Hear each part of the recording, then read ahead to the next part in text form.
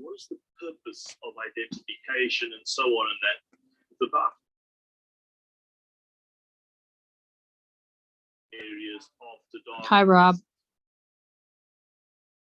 Literally, we would, on your appearance, say, I want your passport. So instead of having what you see in the ID books, now you have computers that are going to look at an image of a face and try to determine what your gender is. Some of them try to determine what your ethnicity is. And in the work that I've done, even for the classification systems that some people agree with, they're not even accurate. And so people assume, well, if the machine says it, it's correct. And Humans are creating themselves in their own image and likeness, quite literally. Absolutely. Racism is becoming mechanized, robotized. Yeah. An image of a face and try to determine what your gender is. Some of them try to determine what your ethnicity is. And in the work that I've done, even for the classification systems that some people agree with, they're not even accurate. People assume, well, if the machine says it, it's correct. And humans are creating themselves in their own image and likeness, quite literally. Absolutely. Racism is becoming mechanized, robotized. Yeah. An image of a face and try to determine what your gender is. Some of them try to determine what your ethnicity is. And in the work that I've done, even for the classification systems that some people agree with, they're not even accurate. The machine says it's correct. Down that street, just one side. An image of a plainclothes officers as well. All plainclothes officers who stopped him. Ethnicity. And in the work that I've done, even for the classification systems that some people agree with, they're not even accurate. Searching details and fingerprinting. They came back and said it's not in the street, just one side.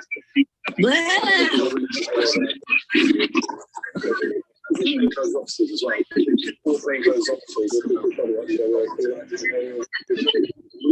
And in the work that I've done, even for the classification systems that some people agree with, they're not even accurate.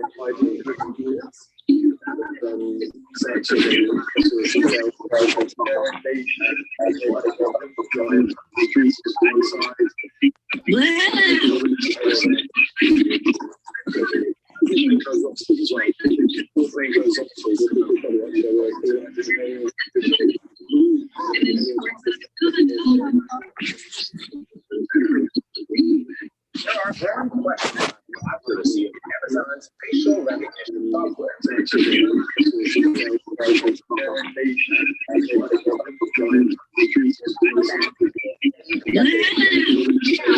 Facial recognition software incorrectly matched 28 law enforcement mugshots of people who have been arrested. 11 of those 28 were people of color. So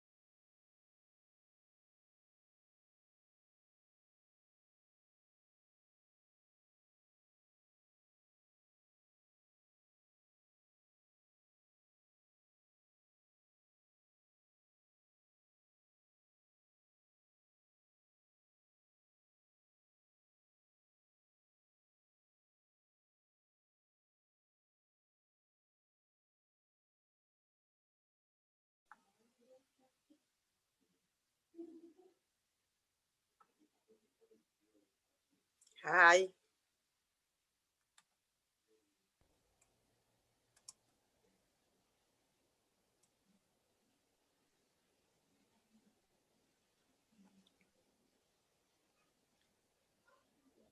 I can see you, but I can't hear you. So I don't know if it's.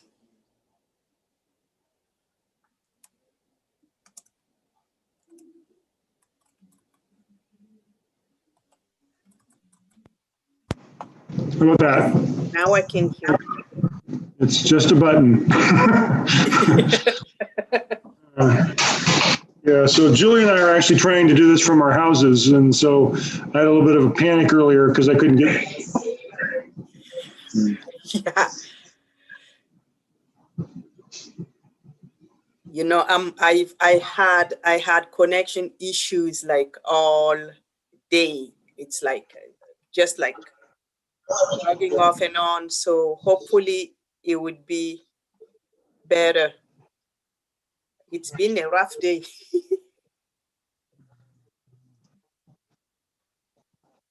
I don't know Let if me get it's rid the of. rain. Maybe it's the rain.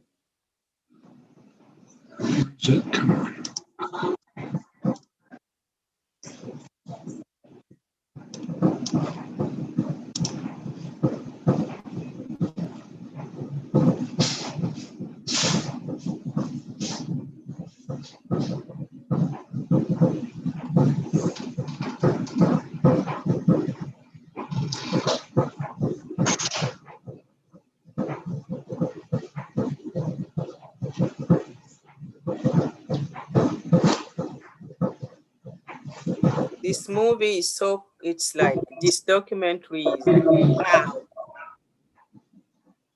Yeah, and she's really smart. I actually really I really like not her as a character necessarily, but in terms of a movie character, she's actually really good. She's actually very interesting and intelligent. So Definitely bright. Looks like we still have time, so I just like to do this sooner to yeah, check always a good idea. the lighting and stuff. So it looks like we're good. Yeah, always a good idea. Yeah.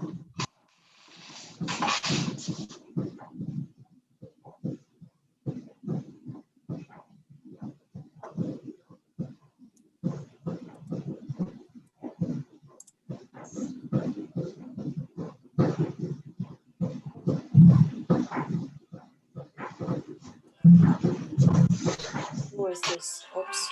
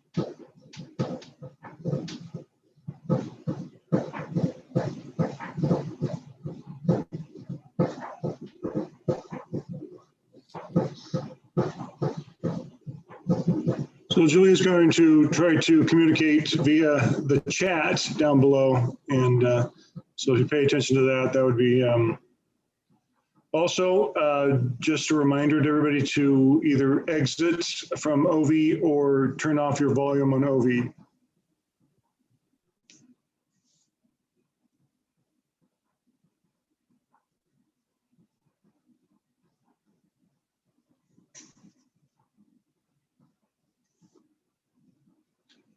And we're live. And my name is Rob Keenan. I'm the Director of Content at KIXZ TV. And our moderator for this evening is Miriam Kalmogo, and I'm going to pass it off to her. And I am Miriam. I will be your moderator today. I am really happy to be with you guys, all smart women. It's really empowering to have all of you here. I'm going to start by letting you guys tell what you are doing that is really amazing, that I am not sure I'll be able to give it the full credit. So Shelby. Hi everybody, I'm Shelby. I live here in Chico and I'm the leader of the local ACLU. And I run an organization called the Human Relations Network. So we meet once a month and discuss community issues. Right now we're addressing homelessness with law enforcement and local officials. Thank you. I'll go with Robin. All right, Robin Donatello, also in Chico. Been keeping my eye on the homeless situation, the city council efforts on that as well. But I'm faculty at Chico State in statistics, but also leading the data science program and the data science initiative to build curriculum for undergraduate and graduate to teach students about these critical issues and teach them how to be our next set of scientists working in this field. Really important and interesting. I would like to hear more about it, but for now we're gonna move to Laurie. Hey, I'm Laurie Mcneil. I am a huge fan of Dr. Robin Donatello and what she's doing down at Chico State. And I'm a data analytics consultant and the founding director of the Civic Hacker Network, which is an organization I made to support people who use data and technology to make a positive impact in their communities. I really like that. I know that hacker is usually tied up with something that is like negative. When you hear hack, okay, my computer has been hacked. So civil hacker. So why? Who are you? We're taking it back. We take it. We're taking the term back. Just back to like life hacks, right? Everybody's heard about that. Yes. That's not negative. So hacking is just thinking outside of the box and being innovative and approaching problems in a different way. Okay, I will be taking questions from the public, and I'll put it on the chat just to make it sure that you guys can, you can see it while I'm asking. The first question is, the film talks about the challenges. What legislations or efforts have been put forth as solutions? What was the results of the congressional hearings they participated in? Anyone want to take this one?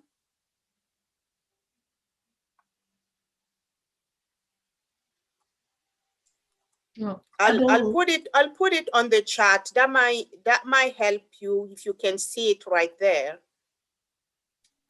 I believe when we were watching the film, Laurie, didn't you point out like an article about the California the police traffic stop? The California passed a bill to put a moratorium on the police using facial. Julie brought it up, and I posted the link to that in the chat. So, and everybody should be getting the chat transcript. Yes. It's a temporary stop on that. Of course, there's been cities that have banned facial recognition technology in their communities. So at the city level, this is something, in law enforcement in their communities.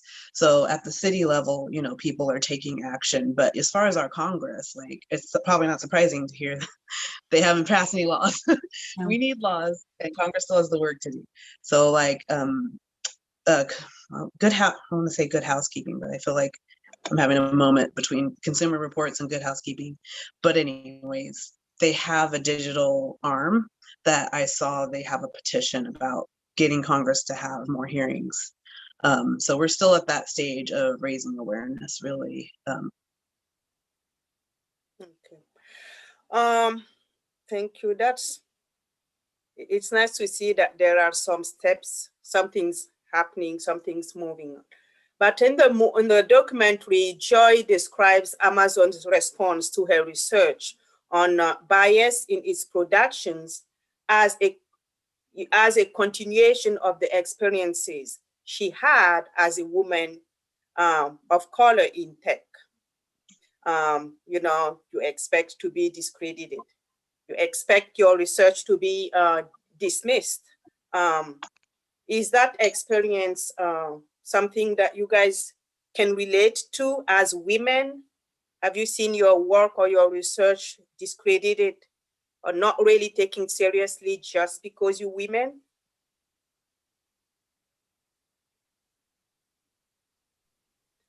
I definitely have. And especially throughout COVID, I think applying as a business owner, applying to like the Paycheck Protection Program and having to submit a lot more documentation than a white male would to justify getting assistance for business losses. And I've seen it with my clients too, because I've been applying them for funding.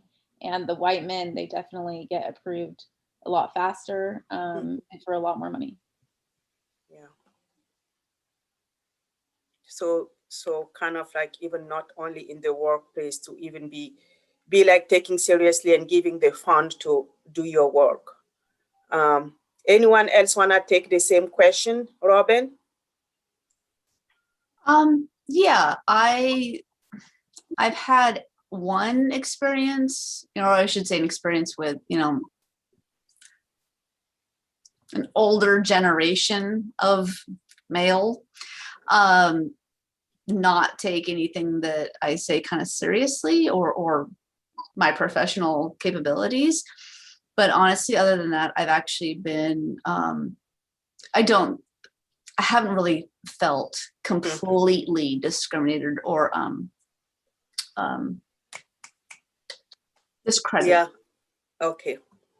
Or discredited. Yeah, like there's definitely a mixed bag anymore, because at the start of my career in basic research, at NASA, I definitely it was kind of a different situation, because the certain folks were really old and they're like hidden figures old, like working at NASA. So it's like, wow, what is she doing here?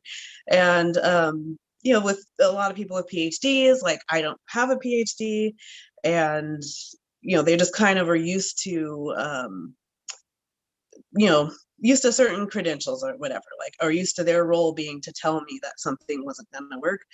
And I just I'm stubborn, and I go in the lab and do my research and not listen to what they had to say. Like, they wonder why I beat them out to be principal investigator on something. And it's just kind of like, I remember thinking, like, what is your problem? My proposal was better than yours. That is why I have it. But I didn't really worry too much about it at the time. In my analytics career, it's interesting because I feel like in the workplaces where I've had basically a white man at a high level to vouch for me. So the white CTO who hired me said, she's the smartest person in the room, listen to her. And if that's how you get introduced, then like that's who you get to be for that whole time. I mean, although I already knew.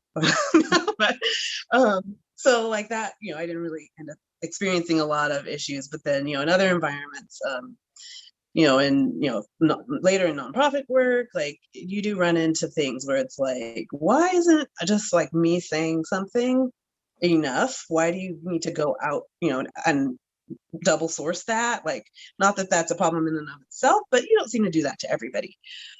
So it is gross, but I think the most important thing for, you know, anyone in that position to remember is that your contribution is valuable and you cannot stop. Like, don't let that kind of stuff stop you. Because what if Joy did that, you know? Yeah.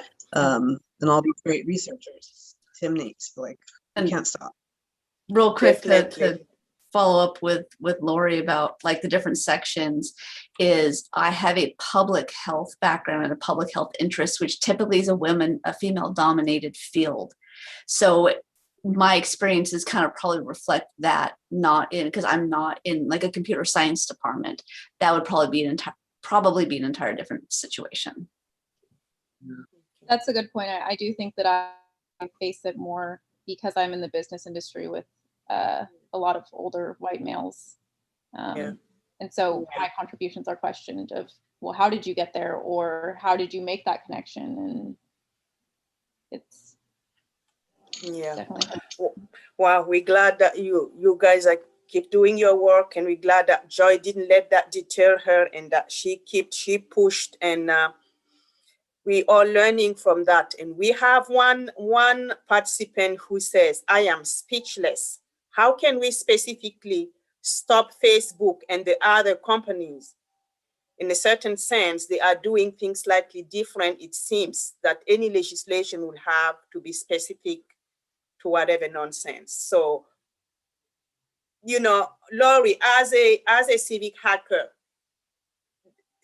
do us, like Facebook users, are there ways that we can push like Facebook to make changes, or through legislation to make changes?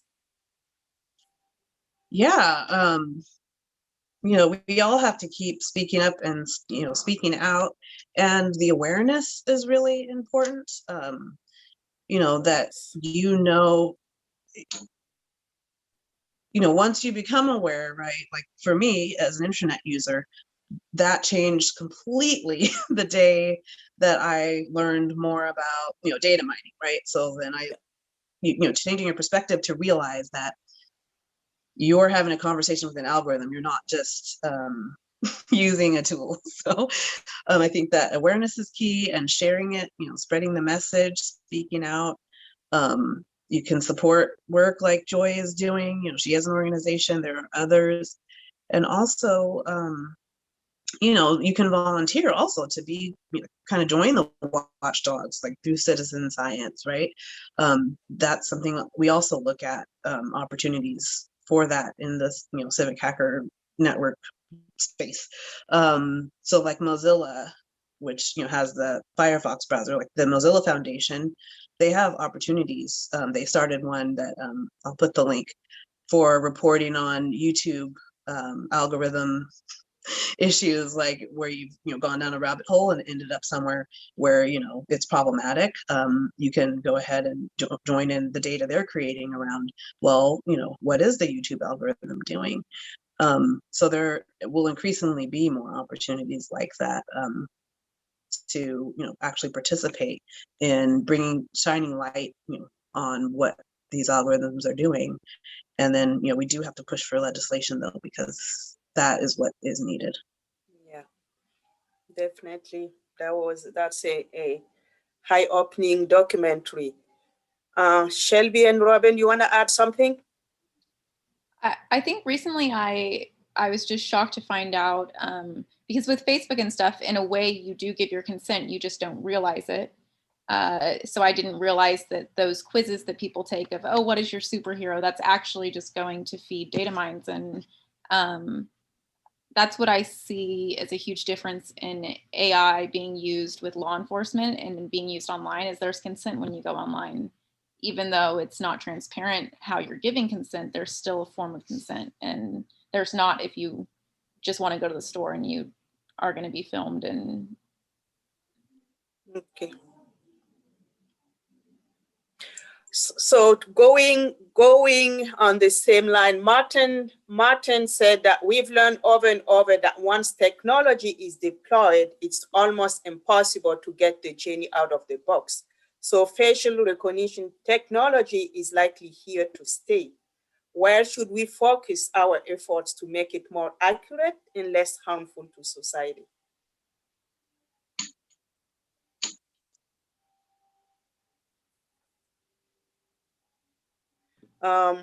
I think giving people the technology to protect themselves against it is absolutely necessary. Yeah.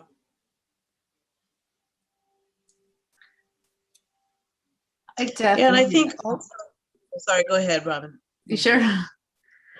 I was going to say, just it's a similar answer to the previous question, is either getting involved with these groups like the Justice League and supporting their efforts and their work, and seeing how you can help pass legislation, or at least making it more accurate and less harmful. Corporations will always do what they think is necessary to make the biggest profit that they can. They are not going to do things out of the goodness of their heart. And so to push back, and if we want things to be less harmful, we have to show that it is in their best interest to make it less harmful, which their best interest of their pocketbooks, or flat out regulation. Yeah.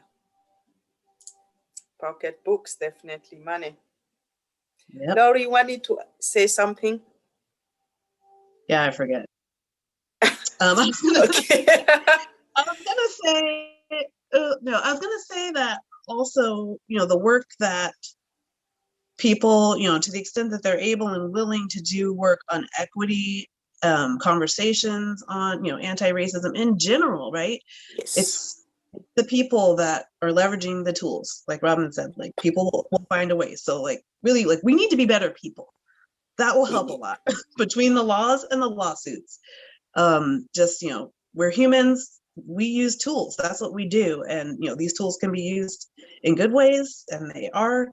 And we also like to use things to hurt people and pretend and ignore it if we have the privilege of not seeing who we hurt. So even just, changing our culture is going to help this issue as well.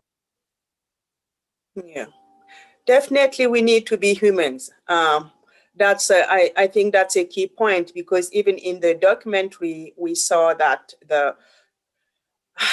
using the algorithm, using just the technology, there was no emotion, nothing really, and it's just like dry, and definitely no humanity is really included and stuff. Is there a way to include that side into algorithm and make it maybe more human-like, or no? I think the government has shown its inability to update technology appropriately, and technology is actually being used against a lot of people in order to obtain things that are their human rights. I think now it's required to have a smartphone to even apply for unemployment. And how is somebody who's unemployed and can't afford a cell phone going to do that? They're making it impossible. And the systems that they're running on for unemployment, they are using AI, and the way those applications are being sorted out, there are a lot of inconsistencies, and it's really scary. So now that we know that there is a problem, what kind of resources would you guys recommend to people to protecting themselves,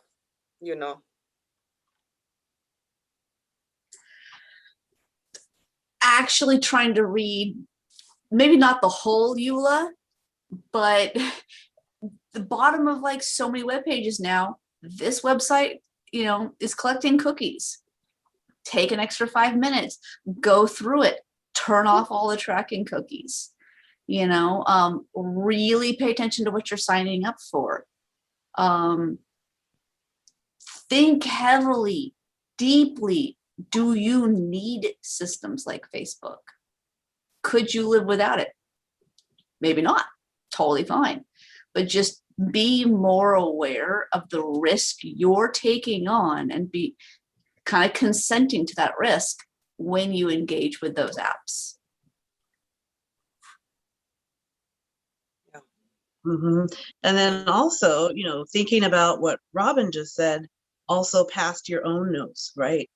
So it's kind of like this gross history that we have, right, with scientists who create something for one purpose, maybe it's noble, and then it's used to another end. So in this situation, we're all in the lab. So even though you might make a calculation that says, hey, I'm not too worried about what Facebook is tracking me on. Like, I talk to my grandkids, I'm a white guy, I'm good. But you are further contributing and feeding that, like they said in the film, they are always listening, they're always learning with the machines. So do you want to contribute your data and your activity to help them more clearly identify who's the white grandpa that they don't target because they're looking to target vulnerable person X? Because the negative case helps with the positive case. So do we want to feed these systems? Not just for your own good, but for the benefit of society. And I was watching something recently that said you are the product and you're giving yourself to them freely for them to sell your information. And I think that really hit home for me. Well, I think that question is really important, as we know that since COVID-19, a lot of schools have been really using like online distance learning, online curriculum, and kids have more access to computers and programs. And I'm just checking on my kids, computers, and it's like they have those math websites, and they just keep sending little things right there. How would you make that break and stop that when they need that for education, because it's kind of like required for the school that they have to do a certain number of topics a day, and that they have those AI right there really sending them some stuff that they might click, and it's a constant battle. Yeah. And, we as parents are accountable to block, to put the ad blockers, to put the safety things there, just like we put our kids in a car seat. And the schools should be helping and providing that security and that guidance. I don't know, Robin, you've had to teach a lot of online classes lately. But yeah, it's someone once, oh my gosh, I think it was like Dina during the anti-trafficking forum that the Women's Fund did, maybe talked about how she's like, someone said this, all right? It was about trafficking awareness and children's safety online, that that you would never take your child out to the busiest street corner in the busiest city in the world and just leave them there by themselves. Yep. If you leave your child alone on the internet, that is effectively what you're doing if there are no safeguards in place.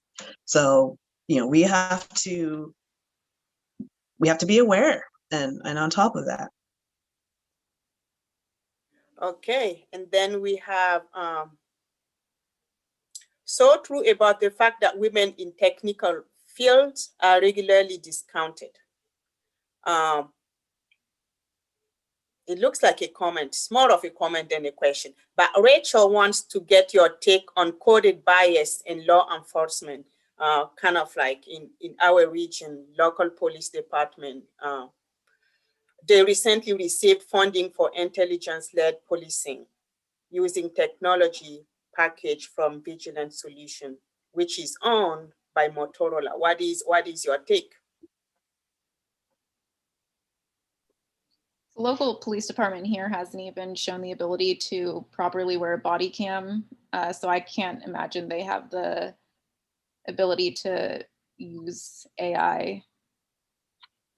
systems? This whole concept frightens me, like big time. I mean, 2 weeks ago, like that robot dog. No, just, it's not going. What happened? Oh, With this robot dog? The robot dog. It was like on a police training. It's one of those.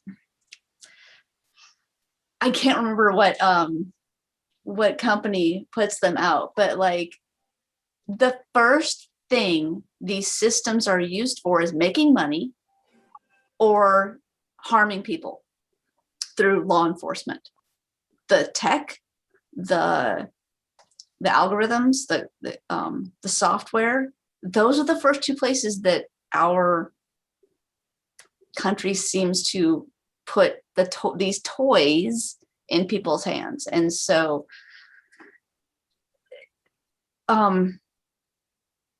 Arizona, Alabama, somewhere just made you cannot record police. It's illegal for you to take out your video camera and record police. So it gets back to what Kathy O'Neill was saying on the stage, is they can use their systems and their tools against the public, but the public does not have the power to do it back. So I'm just entirely frightened by this whole law enforcement nonsense. Yeah, it's bad news. It's bad news. And the thing that kills me the most, Rachel, about some of these things is like how much you have to be paying attention to things that are seemingly innocuous, right? Like it's the wildfire safety plan that has a technology component that includes video surveillance. Then the vendor has already got a contract with the police. And so it's justifiable as easier for everybody and efficient to single source into that vendor, which has the license plate tracking, which has the facial recognition. And, in the wake of the car fire, and all, who's going to get, all sideways and looking into the details of the wildfire plan that from RU. But here we are. It's led to actually nearly $1 million almost. It's just under $1 million for cameras and a system for surveillance that people may or may not be happy about. And it started, more than a year ago, right? So ditto with that armored car thing that they were advertising. If you wanted to say something about it, you would have had to be paying attention to something, years ago, that you just know the average citizen is not going to look into. So it's interesting. So what can we do going forward, right? Like if we're behind on finding out about this stuff, what we can always do is ask questions. They work for us. We can ask questions, and that will shift the conversation so that the next time somebody will remember, oh yeah, there was a little bit of a political kerfuffle about the last time we did something like this. So, and we just have to push it, nudge the ball in the direction of something better. And I also had looked at this guy. I'm not 100% on board, but it was interesting to me, this link that I'll put, because he works for Vigilant and is a expert on law enforcement using facial recognition. And he had some really specific information about using the tool as a human on humans. Like, what are the procedures? Be transparent. How do you decide when something is a match? If you're even going to apply it, run it through the system, damage to the system. And if something is a match, what is your process for how you're deposing that?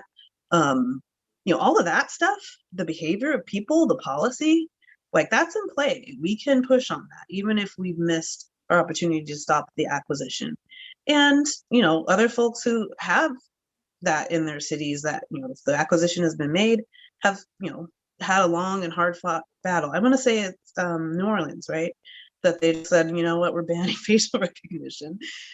Investments be damned, right? So I will paste that link. But yeah, it's something I think no matter what side of the aisle you're on, I think people feel a certain kind of way about surveillance. So Yeah. I think we could all agree on some things. Yes, definitely.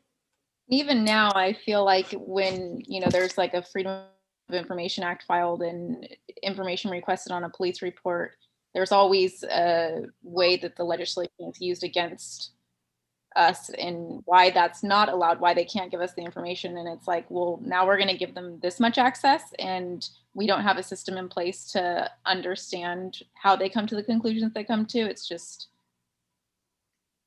not sustainable. Yeah. Yeah, definitely. If it's an AI that's going to determine how high of a risk you are, definitely it's I don't know if police really having that, if you would not like we already have police brutality. We already know that Black, African American, Asian, Latinos are already targeted, and so if we have this on top of that, it's kind of like, wow, this really like shows that it's not us doing it, but you see that AI even like showing that. So I think it's gonna be more of a burden. So for, you know, that's what I would think. But how do we really go by, like, you know, getting them to change, do it or not do it? It's hard, but it's nice to know that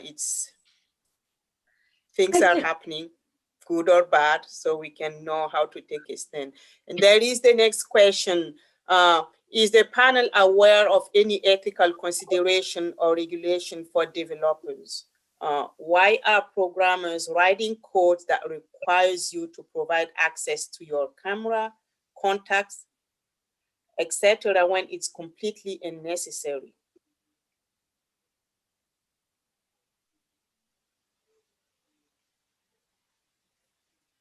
Right. Well, part of that is, you know, for an app that you're submitting through the Apple store, right? It has to work with their system and whatever level of permissions are required, you know, for you to do what you need to do. And sometimes those are bundled in inconvenient ways. So you end up with, just by asking for this thing that you need for your product to work, you've got to dive into this whole chunk. So developers, that's one reason why some people choose Android over Apple, right? Is because there's a little bit more granularity in the permissions. But I'm not aware of any federal guidelines, or, like we said, the laws are lagging as usual with tech. I don't know if any of the other panelists are aware, other than just regular old discrimination laws, that apply to everything. Okay, you just talk about Apple and Android. So which one would you say you have less, you will be less at risk? Is there one other than another one that would you recommend? No. I'm just asking for a pill that we can take and just resolve it. Yeah. No, it's all pretty fraught. Yeah. At the product level. So. Okay, so we got the name of the dog that Robin was talking about, the robot dog. It's called the Digi dog. Digi dog. Yeah, well, Digi or Digi. Well, with my accent, I would call it Digi. Well, it sounds cute either way. This is okay. I have another question. What would be your vision for AI development in the future? how would you like to see that technology evolve? In view of everything that we talked about, we saw, what would you say?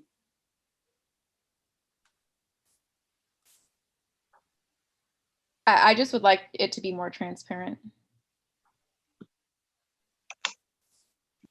More transparent, and the developers, the funders, the maintainers, the programmers are an actual diverse set of people with diverse backgrounds, and that there is more groups at a higher level like this algorithmic justice league, that it's there, like the FDA, like, you know, federal drug, you know, I think Kathy O'Neill had mentioned this, or you know, this idea of where you have to apply, hey, I want to use this program, and then a completely independent nonprofit body looks at it and decides how much harm will this cause, and is that harm like justified for the benefits it will receive. That's where I'd like to see things moving towards. Thank you. I like it. Yeah, exactly. Just like the FDA, right? What's weighing the vaccine benefits versus risks. And you know, I really feel like, as far as the technology evolving, like I hope that it gets intelligent, right? It's more, you know, AI is not actually that much I, as they say. So I would love that. But you know, the technology is going to go. It's, you know, technology has its own life in some ways, right? We've seen it will grow, and what I really hope is that we evolve.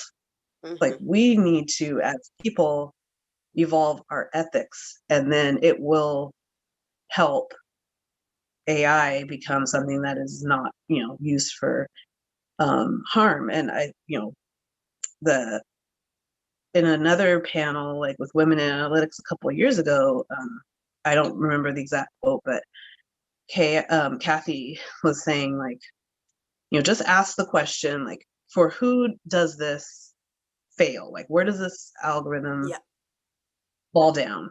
Like, and who is affected when that happens? And I think we have to get the makers asking that question, and also, because of evolved ethics and empathy and humanity, say, this is not acceptable that it fails Black mothers, and we're not going to use this. We're gonna, you know, scrap it. Because I think until people see the harm and then actually care about the harm, it's just, yeah, it's not gonna go a good way. And I think we really need to question the intent behind it, and what is the benefit of this?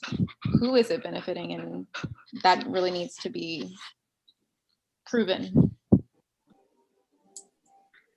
And as an educator, I wouldn't mind having this topic part of our general education at the college level. You know, awareness of these problems is, if you're not aware of it, if it doesn't affect you, if you look like me and you aren't affected by most of these, or by many of these, you don't know the harm it can cause others. Like the grandfather on Facebook, right? You know, you're contributing data, but how is that affecting somebody else? So it's got to start with education, because then you're giving the tools to students who can go out there and help push legislation, policy, companies into a more ethical direction. Oh, thank you. So we have, who does it benefit? Who does it fail? And you know, educating people. I'm learning, feeling really empowered here, and I hope our you know, participants too. There is one question that I missed. I'm gonna go back. We have a few minutes left, about 5 minutes. So the question is, any info on children entering social media sites and checking the box stating they are 18 or over? Is there any coding in place that can disallow minors to enter?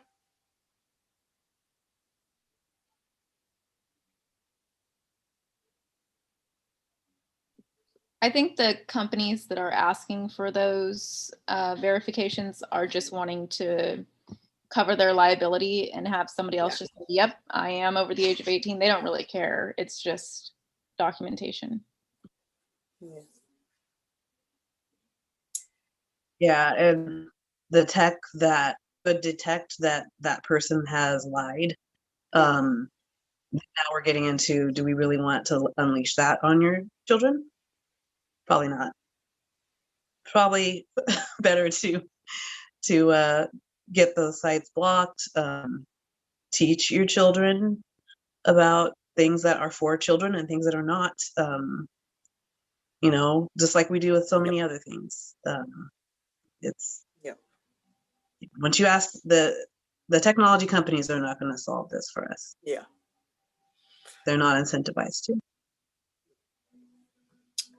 Another question. So we talked, one question just came in. So we talked about the negative impact of AI. We know that usually there are pros and cons. So what are the good points about AI? How would you say?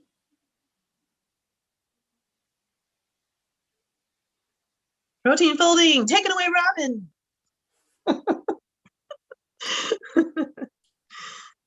Thank you for the trigger. I'm like, I know there's some really good aspects. We've gone very dark. Yeah. Yeah. Okay, so like, picking off Laurie's example, like protein folding for making new compounds, new biological or chemical compounds. The AI and machine learning tools can be used to help us understand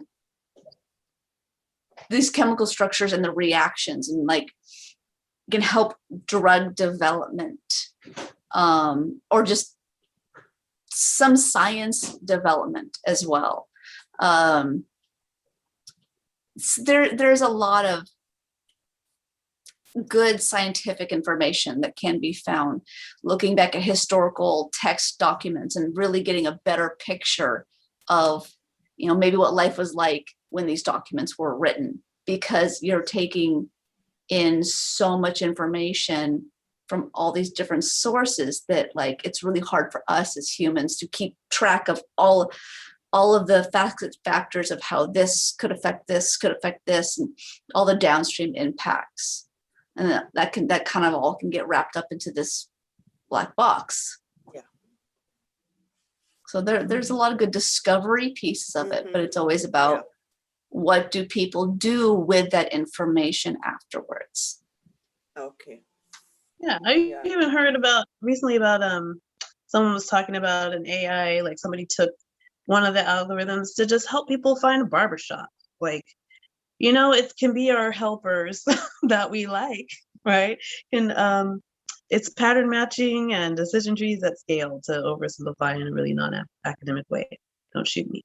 But yeah, we don't have enough time in our lifetimes to do brute force figuring out of all the combinations. So AI that's what machines are for. That's what AI is.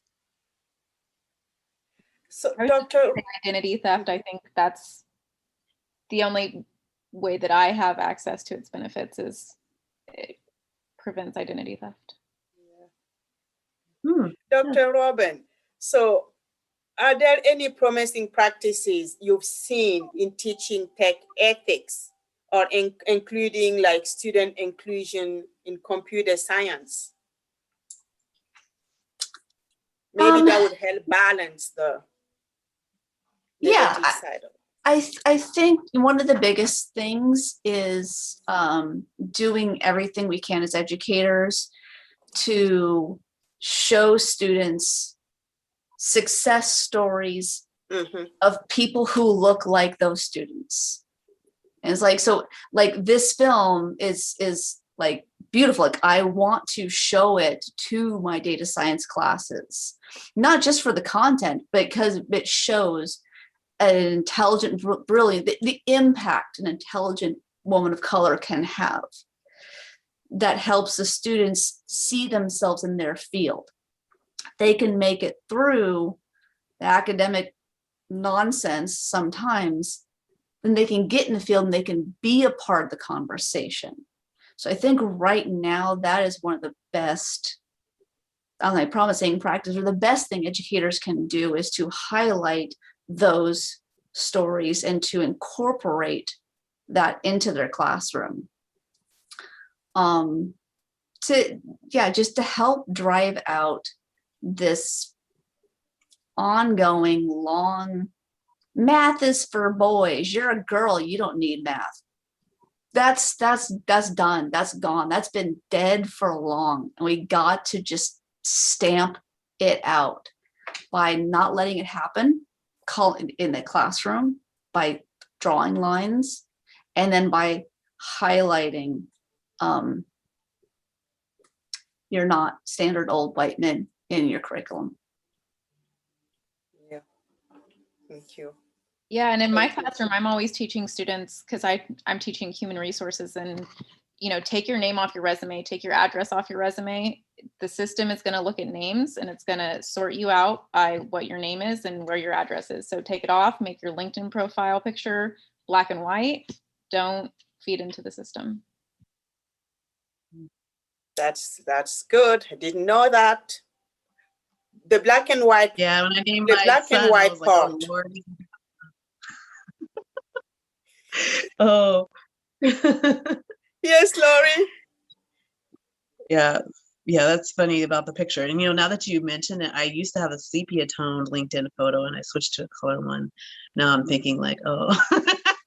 But I was gonna say, just at the not in the K through 12, I will put out a shout out to the North State STEM Career Day, which isn't computer science specific, but as far as inclusion goes, the design of that and the goal that we've always been aiming for, and I forgot to grab the link, but is to have all of the ninth graders, not just elite select classrooms. And it's a challenge, but with things being virtual this year, we were like, maybe this is the time we actually get those students that aren't in these classes to get their school to push them to go to see like their STEM career options and see people in the community, not somebody off in some big major metropolitan city doing the STEM things that they're hearing about. And then in professional development, there's a lot going on. Like I'm not going to remember her name at this time of the evening, but there's a whole like how not to use data like a racist curriculum that this person offers, to professionals and, people that are in like, development, like evaluators spaces, that maybe people who would turn these AI tools onto a vulnerable population, they are definitely getting that education and actually coming from a place of striving for equity and being able to kind of speak up and catch when some of the tools they're given with touting AI capabilities are actually not serving their population, not serving their mission. Yeah, you guys are also doing the girls or women in STEM that you. Oh yeah, you're listening. That's the K through 12 example. Yes. The Society of Women Engineers. Wow, that's Engineering Day. I'm pretty sure. I feel like it was like the third or fourth year. I made the commitment to make sure that my workshop involved coding at some level. That kind of who are we to be touting a wow, like look at what you can do day without including the computer and coding, which is of course, pervasive. So, and I know there was a person down in Chico doing a girls who code thing. I know he worked for build.com. I hope he's still doing that. And then, even, Robin, in addition to her teaching, the Data Fest program that she put on really invites students in to a space where they're, having a different experience with computer science, with AI, and we can kind of get in there with some of these ethical concepts as well while we're teaching, and having them experience and have fun with the content. That's actually a really good idea, Laurie, for the Data Fest competition. Usually has like best prizes for like best visualization, best data discovery. And I might talk to the other organizers like, hey, can we throw in another one? Like, what are the, best and not best ethical implications, but like, what are the ethical implications of this data set? Just kind of, again, giving students, making them think about it. Because if you don't poke, if you don't ask the question, they're not going to think about the downstream ramifications of what they're playing with. So yeah, I like that. I like the idea. And they do it. I remember the couple of women at the one that I attended, they picked up on the menstruation data piece in that data set. They were working with data set of like health data, soccer players. Yep. I'm not going to explain it. But anyway, Mm-hmm. and the guys didn't think about it. Like the guys, of course, were like, they didn't hone in on that as a feature, but the girls were like, oh, that's something. And then, what does that mean? Wow. It looks like we have, I see some hope and happiness there. I'm glad we left the dark side. Yeah. More optimistic. So this is actually the last one. I'm really happy. I learned a lot. I'm definitely gonna follow up with all of you guys to just learn some more. I wanted to remind people that this documentary is showing again on the 22nd of March. So please watch it or let people know, people that missed it, that they can watch it again. The 18th would be the next community screening, and it's another good topic. So hopefully I would have all of you guys there. And thank you so much for participating. If you guys have a last minute word, other than that, I think we are good for now. No more questions. Well, I think this is a good topic, and yeah, and I encourage everybody to stay aware. I put in the link, the Atlas of Surveillance, and you should look up, look up your county, see just kind of what's going on.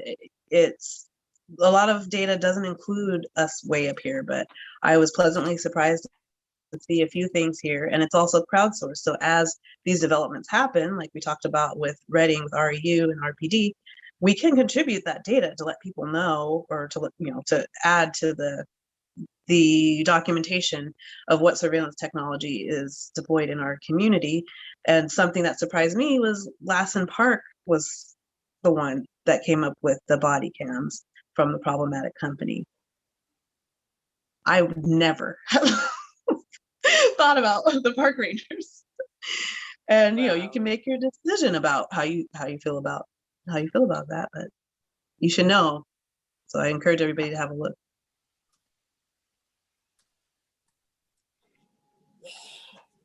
And thank you. Yeah, okay. Thank you, everybody. And hopefully we'll see you next month, April 18th. Bye-bye. Bye. Thanks, everybody.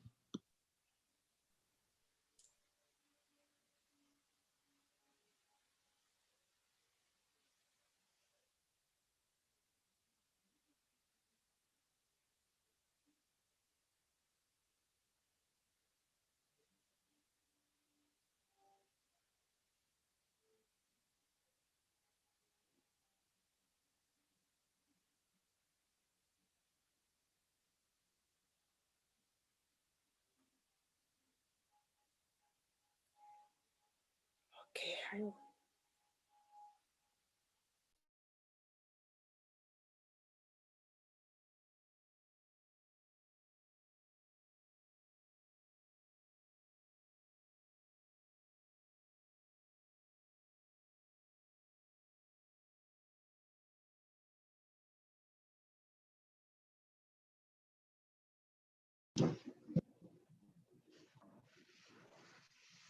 Anyway, thank you, Miriam, again. And I'm assuming Julie's still there. Julie is still here. I stopped the recording. Well, I paused it. Okay. Okay. Thank you all.